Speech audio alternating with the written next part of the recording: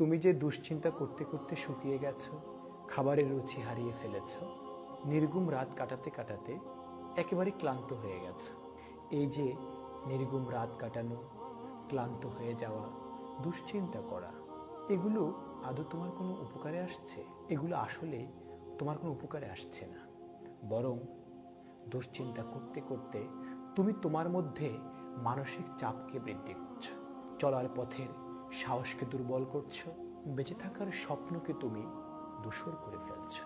ধরো তুমি সর্বশেষ পরীক্ষায় ভালো ফলাফল করতে পারোনি, ব্যবসা করতে গিয়ে অনেক টাকা লস করেছ, যা তুমি চেয়েছো তা তুমি পাওনি।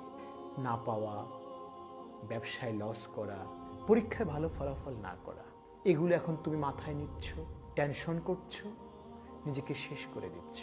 ভালো ফলাফল না করা, ব্যবসায় লস করা, যা চেয়েছো তা না পাওয়া, এখন এগুলো তুমি মাথায় নিচ্ছ আর নিজের মধ্যে মানসিক চাপ বৃদ্ধি করছো, নিজেকে শেষ করে দিচ্ছ। আসলে আমরা চাইলে আমাদের অতীতকে পরিবর্তন করতে পারি না। পৃথিবীর কোনো মানুষের কাছেই জাদুর কাঠি নেই যার মাধ্যমে সে চাইলে অতীতকে পরিবর্তন করতে পারে। কিন্তু তুমি চাইলে বর্তমানকে পুঁজি করে ভবিষ্যৎকে আলোকিত করতে পারো। আমরা কেউই আমাদের অতীতকে পরিবর্তন করতে পারবো না।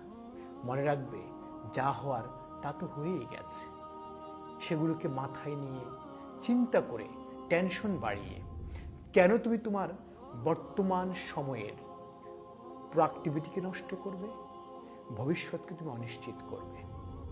আমি বলি কি জানো, আমার, তোমার, আমাদের প্রত্যেকের ভবিষ্যৎকে সুন্দর করার জন্য বর্তমানকে গুছিয়ে সঠিকভাবে কাজে লাগানো দরকার। তাই তোমার কাছে, আমার কাছে, আমাদের প্রত্যেকের কাছে আজকে, বর্তমান, এই মুহূর্ত, এই শব্দগুলো অত্যন্ত গুরুত্বপূর্ণ। ভবিষ্যতের চিন্তা, অতীতের চিন্তা না করে তুমি বর্তমানকে কাজে লাগাও। যার বর্তমান যত গোছালো, তার ভবিষ্যৎ তত সুন্দর। আমি তোমাকে বলি কি জানো, তুমি আজকের জন্য বেঁচে থাকো। তুমি আজকের দিনটিকে সর্বোচ্চ কাজে লাগাও, সর্বোচ্চ ব্যবহার করো। তাহলে তোমার অতীত সুন্দর হবে, ভবিষ্যৎ আলোকিত হবে।